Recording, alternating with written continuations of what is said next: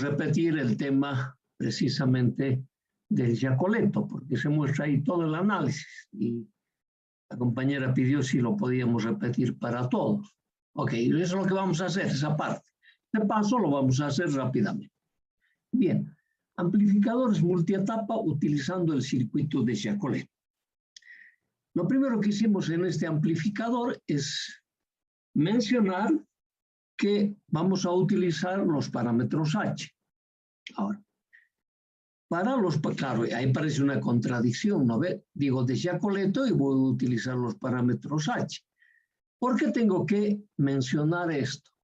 Porque sabemos bien que los parámetros de Giacoletto, o sea, los parámetros del circuito equivalente de Giacoletto, se obtienen a partir de los parámetros H. Y los parámetros H se obtienen a partir del punto de trabajo, es decir, a partir de la polarización. Entonces, por eso es que tenemos que hacer esta mención. No es que sea una contradicción.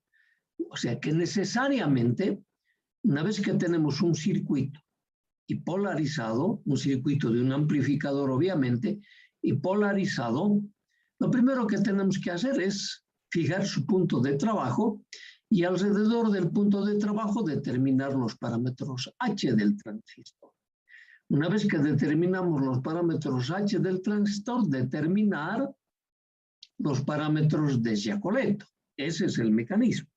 Y ese es el procedimiento que hemos mostrado en la clase de ayer.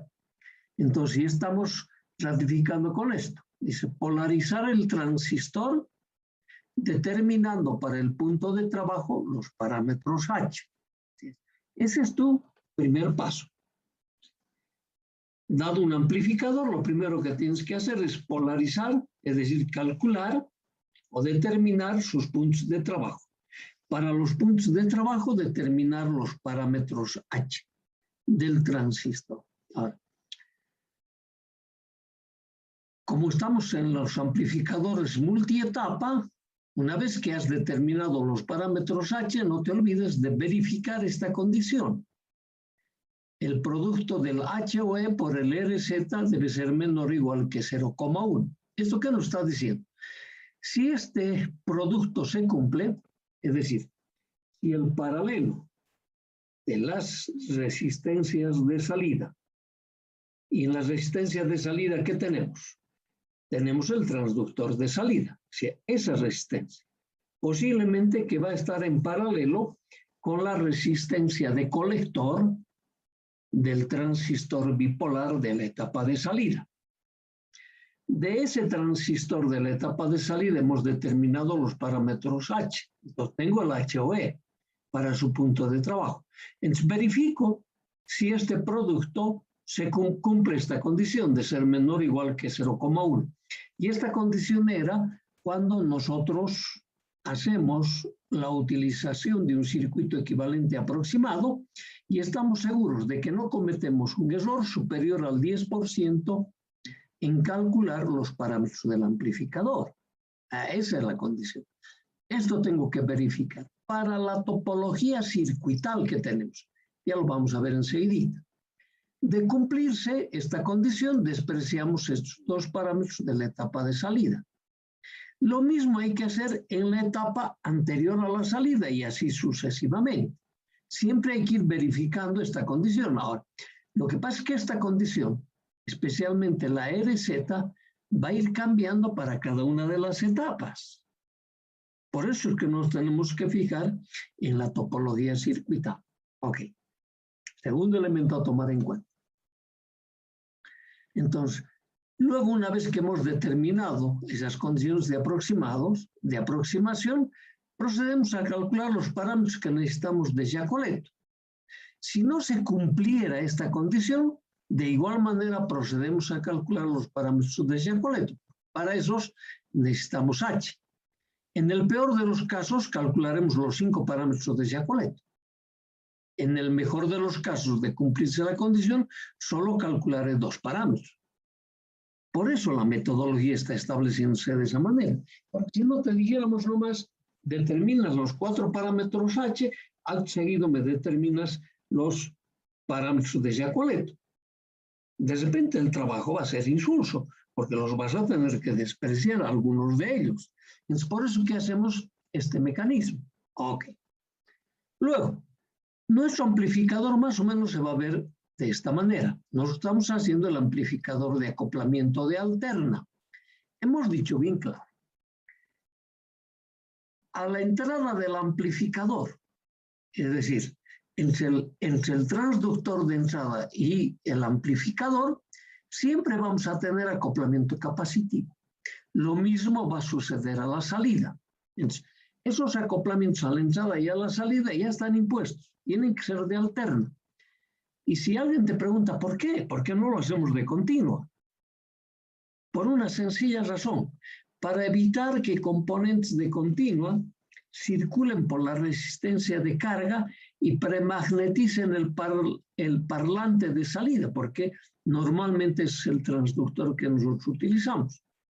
Idéntica explicación para el transductor de entrada, para evitar que las componentes de continua circulen por el transductor de entrada.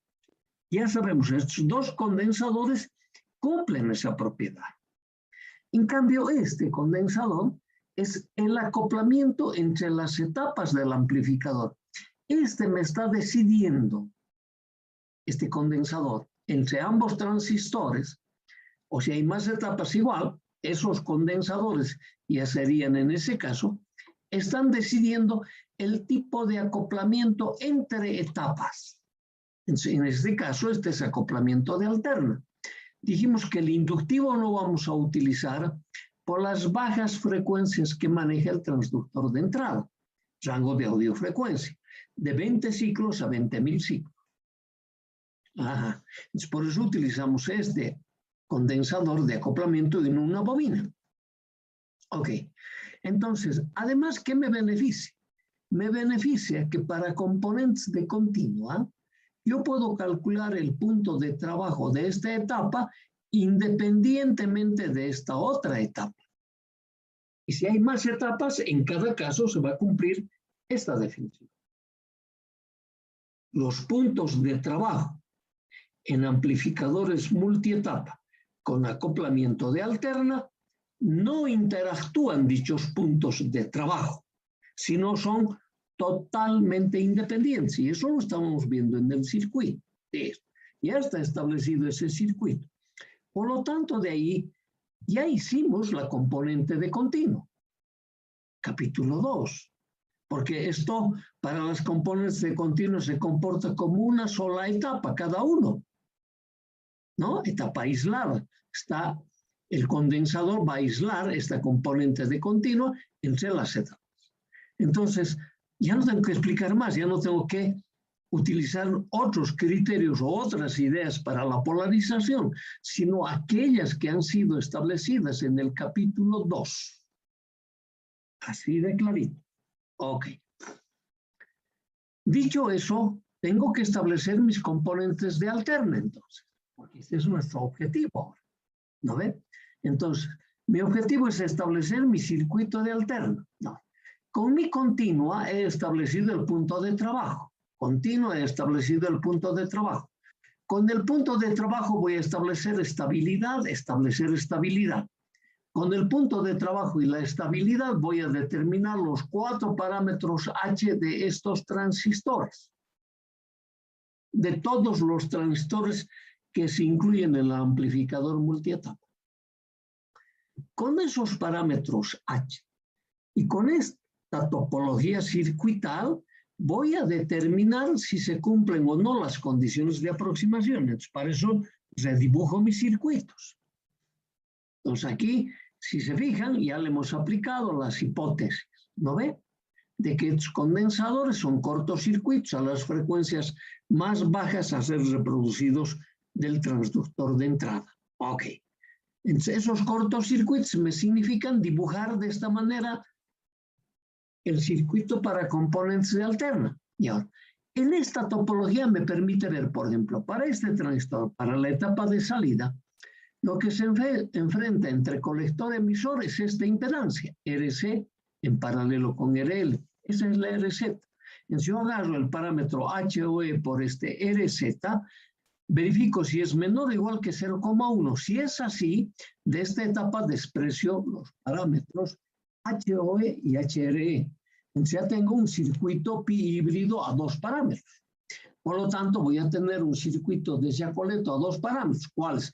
El GM y el RPI. Y los de híbridos, el HFE y el HIE. Es nada más sencillo. Entonces me dice, cuando yo dibuje su circuito equivalente de este transistor, si se cumple la condición, aquí a la entrada que voy a tener, el RPI o el HIE. Por lo tanto, me dice, colector emisor de esta etapa se va a enfrentar ¿a qué? A RC en paralelo, este es el RB2, ¿no ve? O puedes decir RC en paralelo con R3, en paralelo con R4, y todo eso en paralelo con el HIE o el RPI, cualquiera de los dos. Porque los dos circuitos equivalentes puedes utilizar en las aplicaciones. Entonces me dice, pero cuidado que me pongas HIE en paralelo con RPI. No falta, más de uno hace eso. Ah, pero usted lo dijo, no, por favor. No saben los argumentos que utilizan para verificar o para estar seguros con sus errores. No, por favor, no pueden participar ambos. Uno solo. Ok. Entonces me dice, esa va a cambiar en la topología circuital el tipo de carga que se tiene. Entonces aquí en esta etapa tengo que verificar el HOE1 por este RZ formado por el RC, el RB2 y el RPI. Eso tiene que ser menor o igual que 0,1. Se verifica, desprecias de esta etapa el HOE1 y el HRE1. Entonces emplazas a dos parámetros. Lo mismo si estás haciendo con Giacoletto. Ok. Y eso te está diciendo acá, vuelves a verificar, ¿no ve? La condición, pero viendo qué impedancias tienes.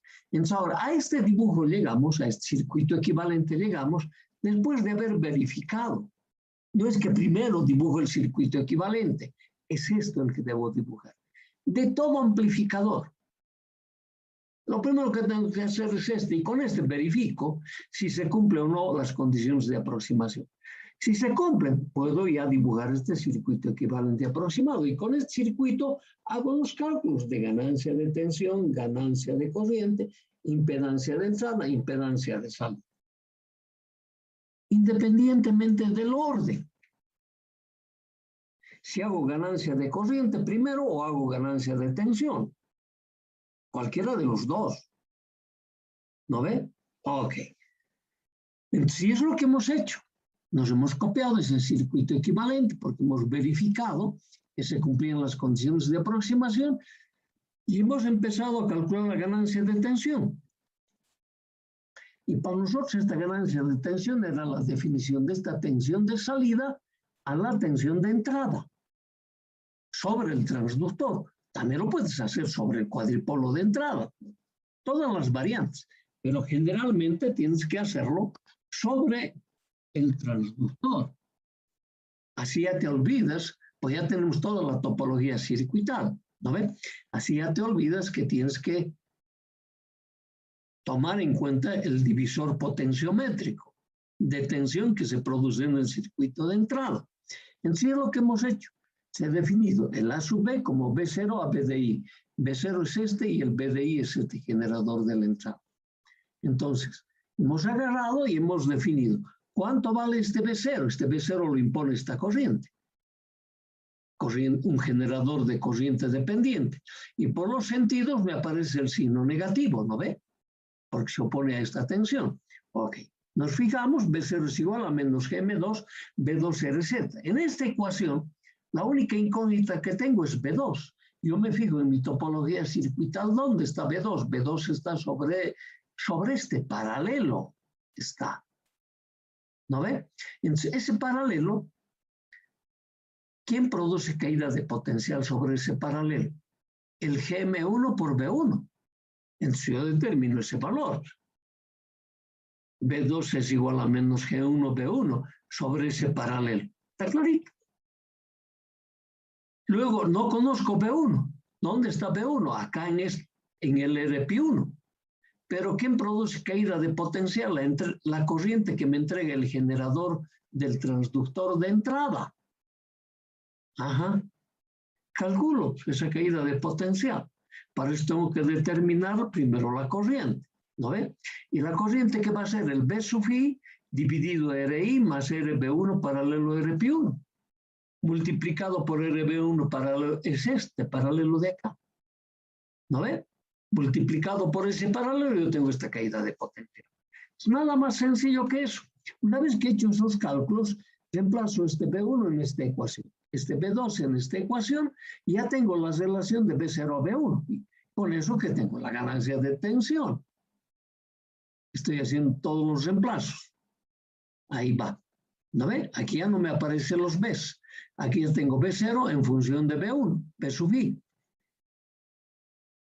Calculo ese cociente y esta es la ganancia. Y me está diciendo, me sale como siempre, como producto de las ganancias individuales de cada una de las etapas. Entonces, con estas relaciones yo puedo llevar también a los parámetros H. Y aquí ya estamos teniendo en cuenta todos los elementos que participan en el amplificador, incluido las resistencias de polarización. En el primer circuito que analizamos era independiente, pero no hay que hacer de esa manera. Siempre tenemos que tomar en cuenta. Lo que pasa es que estábamos estableciendo una metodología. No te olvides. Y lo dijimos cuando estábamos explicando ese caso. Es bueno, yo no sé cómo ustedes han aprendido a tomar apuntes cuando pasábamos clases. Ahora también estamos pasando clases virtuales simplemente, pero de igual manera hay que continuar tomando apuntes, porque no todo lo que yo digo está puesto aquí. Esta es una ayuda. A este hay que complementarle con nuestras notas. Si no, no estás verdaderamente asistiendo a una clase virtual. No es suficiente la presencia. En la formación tiene que continuar actuando las manos, escribiendo pequeños resúmenes, los ojitos viendo la filmina y los oídos escuchando la explicación. Cuando escuchas la explicación, tomas nota. No va a cambiar. Así las clases sean virtuales. No porque yo te facilito esto, está todo escrito. Mentira. La verborragia que utilizamos es para hacer hablar las ecuaciones. Acá no está. ¿Dónde está la verborragia? No está. Todo hemos dicho. Y he vuelto a ratificar y decirte, ¿sabes qué? Tienes que aprender bien capítulo 1, capítulo 2, capítulo 3, y así dominarás el capítulo 4, que es bien fácil. Ok. Luego con eso ya hemos procedido a calcular la ganancia de corriente, ya son puras definiciones, ¿no ve? Ganancia de corriente como la relación de la corriente que circula sobre la carga I0 a la corriente que me entrega el transductor de entrada. Puedo cambiarlo de generador de tensión a generador de corriente. Ok. Y hacemos todo el proceso. Fíjense, B0 es igual a I0, calculo esta caída de potencial, luego calculo la caída de potencial que me produce Gm2, va a ser el mismo B0, solo cambiado de signo, igual a ambas ecuaciones, y ahí me sale la corriente de salida. Esta es la caída de tensión que hemos utilizado en la anterior ecuación, ¿no ve? De la ganancia de tensión. Igualo a estas dos, porque estos B0 están sobre el paralelo. Ok, si es sobre el paralelo, son iguales. Igualo las ecuaciones y aquí me está diciendo, oye, necesitas conocer B2. Y estas ecuaciones de B2 me los copio de la deducción que hice para la ganancia de tensión. Hasta que la última ecuación, el B1, tiene que estar en función de una corriente, porque eso es lo que me pide el parámetro. Nada más sencillo que eso. Ahí estamos empleando, van a ver. Ya tengo B2. Y ya tengo B1. ¿No ve? Y ya está en función del I sub I. Entonces, como ya tengo, empiezo a reemplazar. Ahora ya he reemplazado el B1 y el B2, fíjense, y tengo el I0 en función del I sub I. Entonces, ¿qué tengo que hacer ahora? pasar al primer miembro, el I sub I, que estaba multiplicando, a dividir, ya tengo la relación de la ganancia. Que el amplificador multietapa va a tener 3, 4, 5 de estas etapas. Este procedimiento no va a cambiar. Por eso que obligamos, no sé si vale el término de obligar, a que aprendas bien el capítulo 1 y el capítulo 2 y el capítulo 3, porque todo va a estar en función de él. Ya te lo estoy demostrando. Ok, para la impedancia de entrada, es excelente tener este circuito, el que hemos utilizado para la polarización, y luego puedes dibujarlo, el de las señales, ¿no ve? O también este circuito, el equivalente ya, donde ya hemos verificado las aproximaciones. ¿Para qué? Para preguntarte, ¿dónde voy a calcular la impedancia de entrada? ¿No ve? Va a ser sobre el transistor, que es lo mismo que es sobre el transistor, o después del circuito de polarización, o después del circuito de polarización, o sobre el transductor de entrada. Es para eso. ¿Cómo voy a hacer el cálculo de la impedancia de salida? Sobre el transistor, ¿no ve? Sobre la resistencia RC o sobre el transductor de salida. Nada más sencillo que eso.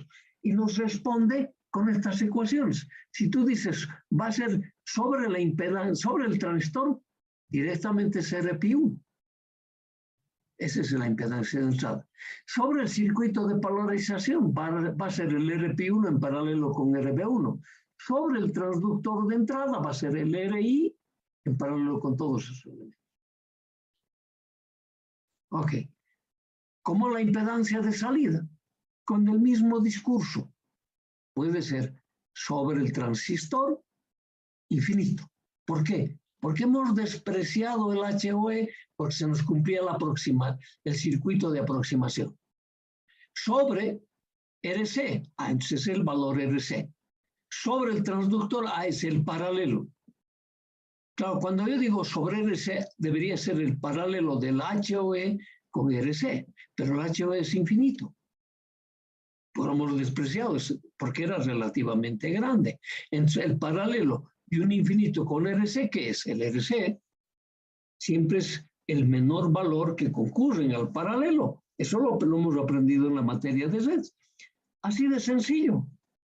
Eso es lo que hemos hecho. Ok, hemos cumplido con lo que nos ha sugerido la estudiante. Ella dice que es por encargo de muchos compañeros. Yo le creo, obviamente. Hemos repasado y nada más sencillo que ir mirando, ir dominando redes. Eso nomás es. Ahora vamos a pasar. Seguimos en los amplificadores multietapa. Ya tenemos los de acoplamiento de alterna. Ahora vamos a pasar a nuestros amplificadores multietapa de acoplamiento de continuo o acoplamiento directo también se llama. ¿No ve? En otros textos van a encontrar acoplamiento directo o acoplamiento resistivo, dice. Es lo mismo. ¿De acuerdo? Ok. Entonces, o sea, que entre etapas no hay elementos que produzcan aislación. Entonces eso ya nos hace concluir una primera cosa, que si el amplificador multietapa está formado por más de un transistor, los transistores para sus puntos de trabajo interactúan.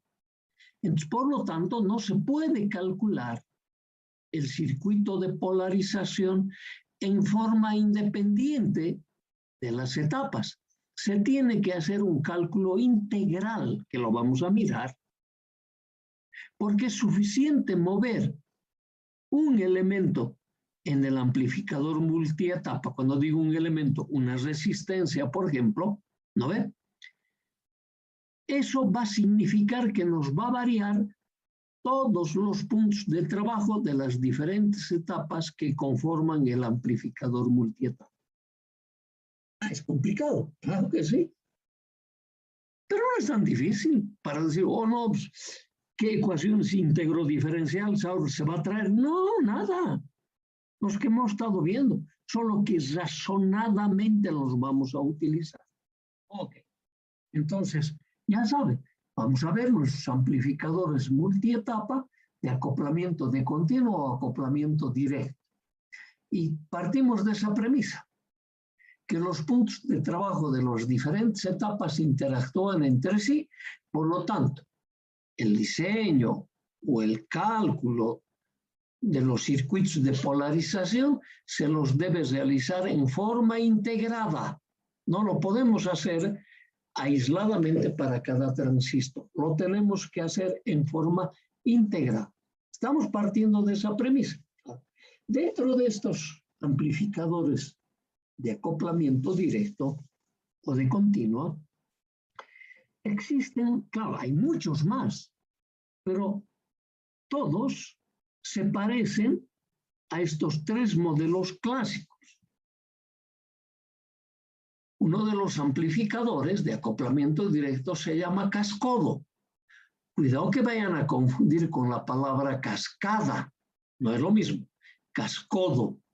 Ajá. Ya vamos a ver cómo está conformado este amplificador. Cascodo, el Darlington y el diferencial. Dos de estos tres amplificadores de acoplamiento de continua se comportan como un solo transistor a parámetros mejorados. Y uno de ellos mantiene la independencia de la topología de los transistores que participan en el amplificador multietapa. ¿Cuáles son esas configuraciones? El cascodo y el Darling. Ambos se comportan, independientemente del número de transistores que participan, como un solo transistor a parámetros mejorados. Ya veremos en cada una de las topologías qué parámetros mejoran. En cambio, el amplificador diferencial, no. Él mantiene la individualidad de cada uno de sus transistores y tiene características muy especiales. Claro. En las diferentes aplicaciones, estos tres modelos se nos van a ver permanentemente. Permanentemente. La tendencia es esa, a tener amplificadores de acoplamiento de continuo. Tal ha sido la tendencia que estos amplificadores de acoplamiento de continuo han dado origen a los circuitos integrados. Por eso tengo que aprender estas tres topologías y dominarlas. La respuesta es sí, porque está en base a estos elementos. Si estos los aprendo, los integrados van a ser lo que siempre decimos, papita para el loro. El loro come pepas duras. Cuando le das papa, no dices, me has dado una mandarina. No va a gastar en nada el pico, va a comer como si nada. Y eso es decir, papita para el loro. Son re fáciles si los entiendo a estas tres topologías. Si no los entiendo, pues chino básico va a ser. Porque ya de entrada, cuando veas la complejidad del circuito, lo primero que vamos a hacer es asustarnos del circuito. Cuando es bien fácil. Ok. Entonces vamos a mirar esas topologías. Y aquí te estamos repitiendo, dos de esos amplificadores, el cascodo y el Darlington, se comportan como un solo transistor. Entonces vamos a empezar con nuestro amplificador cascodo. Luego vamos a hacer el Darlington y finalmente vamos a hacer el diferencial. Y con eso habremos completado nuestros amplificadores multietapa, que es un capítulo corto, es aplicación de los capítulos 1, 2 y 3, así nomás es. Tú lo vas a verificar ahora, ¿no ve? Ok. Pero como en todos los capítulos algo ustedes han hecho, entonces ya me adelanto a decirles, yo voy a hacer el cascodo y el diferencial. Tú vas a hacer el Darlington. Alguito te voy a explicar del Darlington, pero la mayoría lo vas a hacer tú. Así que ya sabes, anótatelo. Empezaré a analizar solito esta tarde mismo